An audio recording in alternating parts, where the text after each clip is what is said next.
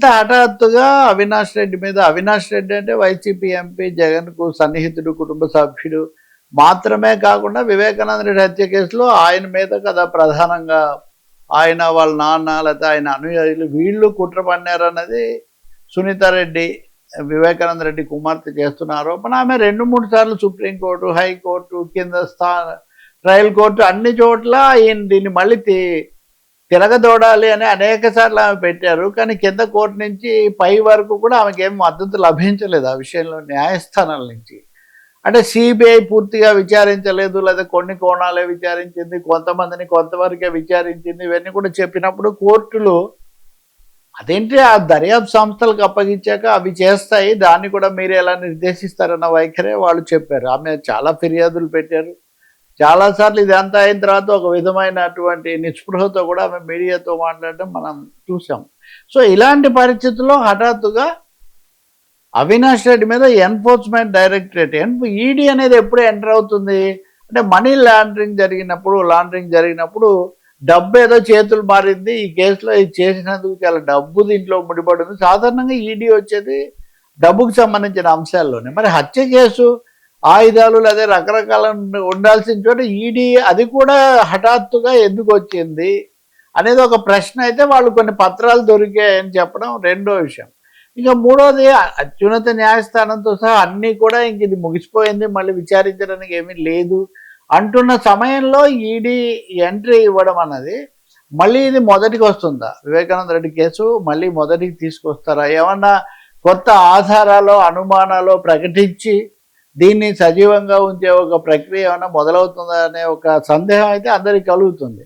దానికి తగినట్టే వైఎస్ఆర్ పార్టీ వాళ్ళు ఇదంతా ఒక కుట్ర ప్రకారం జరుగుతుంది, డైవర్షన్ గేమ్. ఇప్పుడంతా డిఎస్సి మీద లేదా అనేక ప్రభుత్వం మీద అసంతృప్తులు, పీపీపీలు, ఈ విశాఖలో ఈ కాలుష్యాలు, ఇట్లాంటి అనేక అంశాలు ఉన్నప్పుడు వీటి నుంచి పక్కదో పట్టించడానికి హఠాత్తుగా తీసుకొచ్చారు. ఇన్ని రోజులు ఎందుకు చేయలేదు సిబిఐ కానీ ఈడీ కానీ వాళ్ళు అడుగుతున్నారు.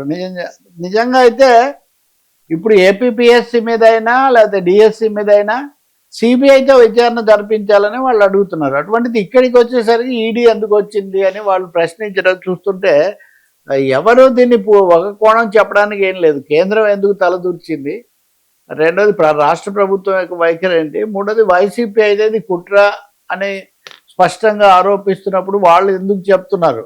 ఒకవైపు సిబిఐని రమ్మని చాలా విషయాల్లో పిలుస్తున్న వాళ్ళు అంటే ఒకటైతే మనం చెప్పొచ్చు, మళ్ళీ ఆంధ్రప్రదేశ్ రాజకీయాలు బ్యాక్ టు 2019 ఖచ్చితంగా చెప్పాలంటే. రెండోది అటు చంద్రబాబు ప్రభుత్వము, ఇటేమో ప్రతిపక్షము, ఇద్దరి మీద ఉన్నటువంటి రకరకాల కేసులు, వీటన్నిటిని కొంచెం తిరగదోడడం ద్వారా అన్ని ప్రాంతీయ పార్టీలను కొంత అదుపులో పెట్టుకునే ఒక భారీ ప్రయత్నం అయితే కేంద్ర ప్రభుత్వం తలపెట్టింది. మాకు సంబంధం లేదు ఈడీ అని అంటారు, కానీ ఈ టైమింగ్ అనేది ఖచ్చితంగా అలాంటి సందేహాలు కలిగిస్తుంది.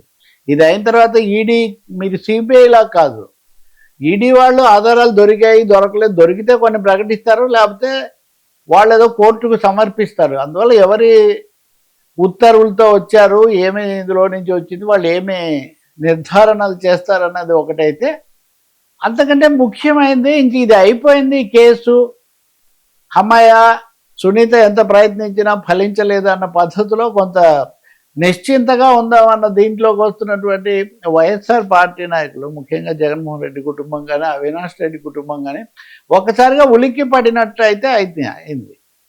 ఎవరిని కేంద్రం కానీ మోదీ గారి సర్కారు ఈ త్రిశూల వ్యూహంలో ఉండే ఈ 3 దర్యాప్తు సంస్థలు ఎవరిని నాన్ బీజేపీ పార్టీలు ఎవరిని కూడా వాళ్ళు ప్రశాంతంగా ఉండనిచ్చే అవకాశం లేదనేది అయితే అర్థమవుతుంది. ఇంకా ఇంకోటి కూడా ఒక ప్రశ్న ఉంది ఇక్కడ, మరి ఈ దర్యాప్తు క్రమంలో కొత్త ఆధారాలు ఏమైనా దొరికాయా? ఇది ఇప్పుడు వచ్చి మనీ లాండరింగ్ అంటే ఇదిగో డబ్బు అయితే చేతులు మారింది, డబ్బు గురించి ఏదో ఒకటి వాళ్ళకి వచ్చి ఉండాలి కదా, వచ్చి ఉంటే వచ్చారా? ఇలాంటి ప్రశ్నలు కూడా వస్తాయి. నిజంగా ఈడీ కానీ సిబిఐ కానీ అలాంటి సరికొత్త ఆధారాలు, సరికొత్త కోణాలు బయట పెడితే అది ఒక షాకే అవుతుంది. అది వైసీపీకి ముఖ్యంగా. రెండోది స్థానిక ఎన్నికలు ఇవన్నీ జరగబోతున్న నేపథ్యంలో కడప రణరంగం మీద అది చాలా ప్రభావం చూపిస్తుంది.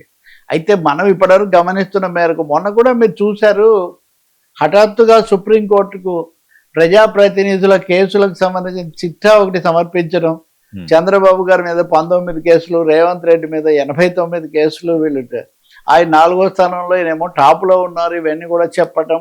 అంటే ఏదో ఒక విధంగా రాహుల్ గాంధీది కూడా మన కోర్టు ముందుకు వచ్చింది. కేంద్రము ఇప్పుడు ఉన్నటువంటి అననుకూల రాజకీయ పరిస్థితుల్లో ప్రాంతీయ పార్టీలు, రాజకీయ ప్రత్యర్థులు, వీళ్ళకి సంబంధించిన రకరకాల కేసులను అయితే తిరగతోడే ప్రయత్నం జరిగినట్టు కనిపిస్తుంది. నిన్న కేరళలో కూడా పినరాయి విజయన్ కుమార్తె ఆమె వీణ వాళ్ళ ఇంటి మీద ఈడీ దాడి చేసింది నిన్న. ఇది ఒకటి కాదు, తమిళనాడులో కూడా ఇలాంటి దాడులు చేశారు. చాలా చోట్ల రాజకీయ వాతావరణం కేంద్ర ప్రభుత్వానికి పెద్ద అనుకూలంగా లేని పరిస్థితి. అంటే ఆంధ్రప్రదేశ్లో వైసీపీ, టీడీపీ, లేకపోతే సునీత, షర్మిల ఆ కోణంలో చూడడం ఒకటైతే, విస్తృత జాతీయ కోణంలో చూసినప్పుడు ఖచ్చితంగా కేంద్ర దర్యాప్తు సంస్థలు మళ్ళీ ఒకసారి రంగంలోకి వస్తున్నాయి అనేది అయితే స్పష్టమవుతుంది. ఇప్పుడు మళ్ళీ వాళ్ళు కోర్టుకి ఏం చెప్తారు, పోలీసులు లేకపోతే సిబిఐ ఎలాంటి వైఖరి తీసుకుంటారు, వీ హ్యావ్ టు వాచ్. వెంటనే ఏమీ బయటికి కూడా రాకపోవచ్చు. కాకపోతే వైసీపీ వాళ్ళ రియాక్షన్ చూసినప్పుడు మటుకు వాళ్ళు కొంత ఆందోళన పడుతున్నట్టే కనిపిస్తుంది. ఇప్పుడు మళ్ళీ ఇది ఎందుకు వచ్చింది ఏంటి అని. మరి దీని ఆధారంగా సునీత కోర్టుకు వెళ్తారు. ఆమె దేన్ని వదిలి ఆమె చాలా అలర్ట్గా ఉంటారు కదా. ఈడీ దర్యాప్తులో ఏం బయటకు వచ్చింది బయట పెట్టాలని కూడా ఆమె కోర్టుకు వెళ్ళొచ్చు. అందుకే నేను అంటుంది మళ్ళీ మనం ఒక 10 ఏళ్ళు వెనక్కి వెళ్ళినట్టు లెక్క ఈ కేసులో. సార్ మరొకటి, నేతల వారసులు వాళ్ళు చేస్తున్న పనులు. లింగమనేని కుమారుడు ఏదో ర్యాష్ డ్రైవింగ్ తోటి ఒక అమ్మాయి మృతికి కారణమయ్యారు. సీదిరి అప్పలరాజు కొడుకు మొన్న మనం చూసాం, ఆయన కూడా అరెస్ట్ చేయడం జరిగింది. ఇలా చాలా సంఘటనలు ఉన్నాయి. బండి సంజయ్ కొడుకను ఇంకొకరు. అసలు ఏం జరుగుతుంది? నేతల కుమారులు మనల్ని ఎవడో ఏం చేయలేదులే, మన ఫాదరు ఈ పొజిషన్లో ఉన్నారు కదా, లేకపోతే ప్రభుత్వాలు మంద అని చెప్పి విచ్చలవిడితనంగా రెచ్చిపోతున్నారా?